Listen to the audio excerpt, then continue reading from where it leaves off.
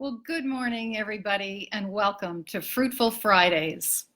Just had some technical difficulties, and I don't know what was up with that, but I'm here. I made it. So it's how you handle things, right? And that's what we're going to be talking about today. We're going to be talking about emotional self-care. So, first of all, I just want to start with saying we're going to also the topic is going to be about emotional self care, and we're going to talk a little bit about being fruitful. And so, how was your week today? I know it can be crazy, it can be uncertain. You never know what's going on. How was your week? Just take a moment to pause, take a moment to just breathe in and celebrate what you've done today, what you've done this past week, what you're going to do, and what you'll do next week. Celebrate as much as you can. What did you accomplish? What did you do new? Think back and write it down, because we always do way more things than we think we do. And the more you write it down, the more grateful you are. Guess what? The more you're going to get back, the more gratitude and receiving you're going to get. So take a moment to do that. And before we get into self-care, emotional self-care for success, for those who don't know who I am Karen Treaster, and my company is Never Settle Life Coaching, and I work with people in transition and also with divorced women to get whole and thrive. And this is such a big part of the whole Harmony series, which we're doing. This is part 4, by the way. So we have done part 1, which was on the mind power, part 2, physical, part 3 was spiritual. So I'm excited about the emotional piece. And so we're going to go ahead and get right started. And gosh, this is something you choose. This is so important. This is something you choose in your life. And we all have emotions. We can choose. We can be happy. We can be sad. We can be confused. We can have resentment. Have you ever had road rage? You know what that's like, right? You know what it's like to get angry. What does it do? It gets you out of whack. And things happen that maybe you may regret. So, you know what? An example, or that they're just uncomfortable, or it kind of ruins your day. So let me give you an example of that. One day, and I think I've shared this story before, I was getting ready for, it was a really important meeting, and I was working at a job, and I sat down. Next thing I knew, my coffee was in my lap, and then I went to get dressed, and my button was missing. It was my favorite shirt. That was the shirt I was going to wear. And then I get in my car. The traffic was horrendous getting there. And then I get there and no parking spaces. And oh my gosh, I was having one of those days. You ever had one of those? You know how that works. And you know what? That's exactly what happens. And so really, in order to to act and choose the way we want, we have to realize all these emotions are going to influence. They're going to influence what we do. They're going to influence what you say. So you don't have one of those days. And that's what we're going to talk about. Because wouldn't it be nice to go through life with never having one of those days? And so we're going to talk about emotional IQ, which I'm sure a lot of you are aware of, and some of you may not be, but it's a real thing, and it's something that you can learn. It's not something that is affected like your brain IQ. this is what you can learn through practices. So that's pretty exciting. And it's measured really by the ease in which you handle things, and how you can keep that peace in situations. So it doesn't mean that you're never going to get upset, you're never going to get frustrated, you're never going to get anxious, because we all do, right? We're human. And it just means that you can be in control of that. And to the best of your ability, you can be in control, and it's going to be in the best interest of you, and it's going to be in the best interest of others too, which is really important. And so by mastering these self-care practices, you're going to show your love for yourself, you're going to show your love for others, and you're going to see how that all ties in a minute. And you're going to show your willingness to connect to yourself, to your higher power, to others, to understand and to forgive people, and to be open and willing to live cohesively with other people, and just the world every single day. And with this harmony, you're going to improve your relationships, your family, your friends, and your success. Because when you have this harmony, things happen in a more smooth manner, which we're going to talk about, and you're in the flow. So mastering these are just going to be key. And so let's talk about 3 tips that I have for you today. The first one is awareness, and kind of your triggers too, because that's so important to be aware of those. And it's really how you perceive a situation and you react.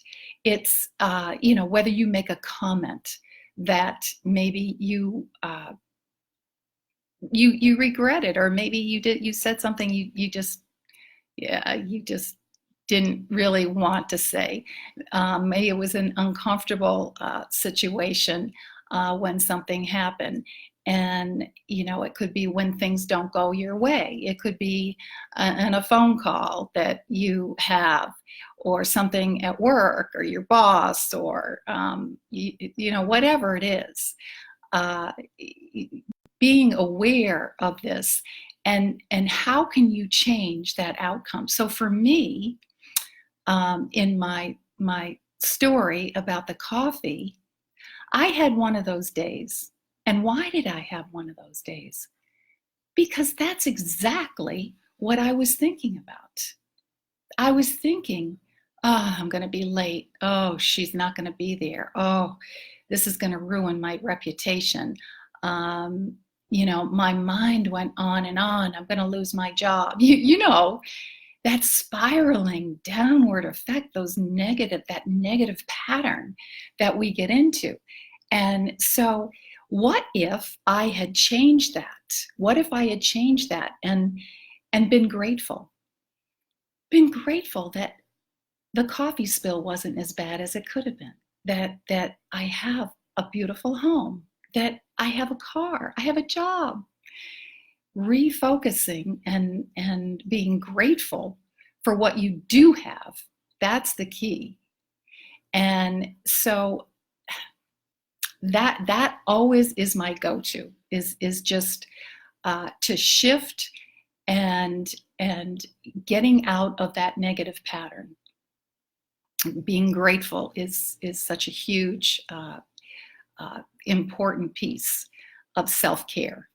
And so what happens if you could be in a situation where you blurt something out that you don't mean it, and it's about really having empathy. So you want to think about that as well. And I always say, put yourself in the other person's shoes. So just kind of think about the situation, be aware of it, and before you do say anything, to think where were they coming from that day? You don't know what their day was like. You don't know what their background is. There's always a different perspective. And I think when you can appreciate that, it helps you to control more of your emotions. And because the more you do that, when you feel down, it's hard to stop it. It's hard to stop that once you get started in that downward spiral. So in any of these cases, the answer really is to shift your emotions and get in that grateful place and get yourself back on track. That's the key. It's just getting back on track and to lift your mood, to have the best day ever.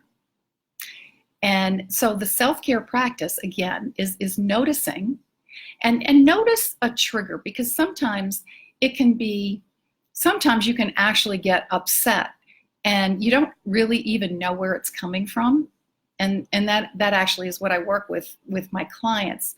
Sometimes it's something that is from your past and it's deeply embedded in your subconscious and it just comes out. So addressing it is going to be a key component, addressing it, not just shoving it under the carpet. You don't want to do that because it's going to keep coming out. So noticing it, take a deep breath, and then start to think about being grateful. And I think you'll come from a much different place and be able to handle things way differently. Now, the second tip that I have, and I love this, is greater resilience. And so we're going to talk about this on a more personal and on a more expanded level. And to give a little bit more insight, I saw Gregg Braden, who some of you may know. He's a consciousness leader. He's a bestseller author. And he talks about the new normal. New normal was his talk. And this is interesting because it talks about living in extremes, which we are, and dealing with personal extremes personally, extremes environmentally. And in order to thrive, we need to adapt to these volatile changes that we have, these job changes that we have, these environmental changes. Gosh, may I just speak on that for a second? We have a major Category 4 right now hurricane coming our way, right towards us. And I'm smiling, but you know what? It truly is how you handle it. And I just want to say, I am focusing, and I wrote and I journaled today about being with my daughter's coming over and bonding with her and what we could do together. And so, and how we work cohesively together, and how really you see the whole community working cohesively, getting ready. So these environmental changes, it's not just here. This is my third one since I've been here. Hasn't even been that long. The fires in California, the warmer weather, the hotter weather that, the North is experiencing, everybody's experiencing. So we've got to get ready, the new normal. So I'm going to go into that. This is what Gregg Braden had talked about. And the key to transformation and handling all this stuff is resilience. And our resilience is what helps us meet the challenges in the crisis of a change of time and all these different things. So a lack of resilience and of how we handle it is affecting us globally, because think about it. It's a ripple effect. If we all are not handling things well, others pick up on that energy, and they're the same way. And if we're more at peace and handling it well, we're sending that out, and people are, that's a ripple effect as well. And it's our responsibility. So it's our responsibility personally. And really we affect the world. We do. So it's not only for you, your success, and every single thing you do, you're going to have better results when you master. So let's talk about that specifically, because I'm not going to get too technical, but I think sometimes when you really understand it, then you're more apt to do it. And there was a study, I talked about that a little bit, about the Tibetan monks, and they live, there's a lot of them who live to be 120 years old. Now, can you imagine that? I mean, and they were strong and healthy. So there was a study done, and this was, it was called the study was done on resilience. Judith Rodin did it, and it was, she's the president of the Rockefeller Foundation. And what they did is they took these Tibetan monks and they wired their brain. And so I'll explain how that kind of works. And what the tests found with them, and they use other subjects as well to test their brain to see where people stood in the resilience measure. And they found that the monks who were living so long were a master of resilience. And so what they found is it's a measure real quickly of your HRV, which is heart rate variability. And that's the connection, which we've talked about before. It's the connection between your heart and your brain, and it's called coherence. And when you have optimal coherence, it creates greater resilience. And when you're younger, it's going to be higher. And then when you get older, it kind of, it's that variability factor is gone, and it gets more rigid and regular. So in the test, they tested things like anxiety and anger and unresolved hurt. And by the way, unresolved hurt is a real biggie. So that's something you really, really want to address if you possibly think that could be affecting you. And that sent a really jagged signal. And then when you had emotions of love and compassion, that sent a smooth, even signal. So I think we did talk about before the what happens with the heart when you're have emotions. Your heart sends a signal. It's dependent on the signal that it sends to the brain, how you are, what you need. So that chemical, it's a chemical, is released, and it could be for anti-aging, it could be for high immune, it could be for when you're really angry. It's going to fuel your brain. Your heart is sending the signal to fuel your brain with stress. And this stress, when it spreads, can cause disease. And so the more you can focus on shifting and feeling love, feeling gratitude, feeling compassion, with these even signals that are sent, you're gonna have optimal coherence, because the coherence, which creates greater resilience. And so really what the monks had in common was the living longer. They had peace. And that's what I talk about. And that's been this whole Harmony series, is finding this peace, this cohesiveness within yourself. It's within yourself, because a lot of times we have it on the outside. We may look like we have it, right? We may look like we have it, but do you really feel it on the inside? And I know because I hear that a lot from my clients. So self-care practices are going to be that gratitude because it's going to bring that compassion. It's going to bring that love. And positive self-talk, that's another big one. Positive self-talk. And how do you talk to yourself? What do you say? Do you beat yourself up? And talk to yourself like a friend, just like you would a friend. Be compassionate, just like you would a friend. This is really, really going to make a huge difference.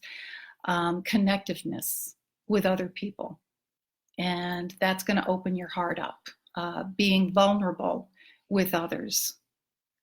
And, not having such a closed heart. Self-confidence, trusting your instincts. And the more you have that control, the more you will have more confidence and trusting yourself, trusting that everything is going to be okay, having faith. And so those are some great self-care practices that are going to help with this resilience.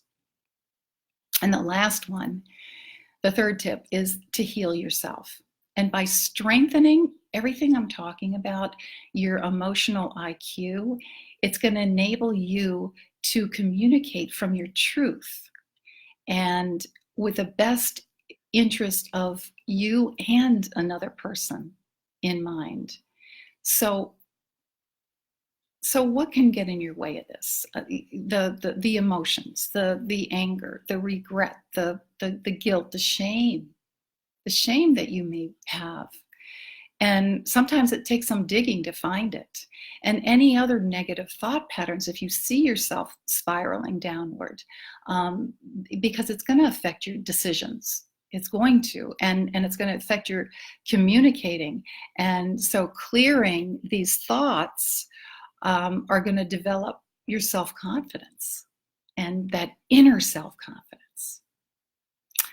And to accept yourself, to believe in yourself, and to act on your intuitions without second guessing.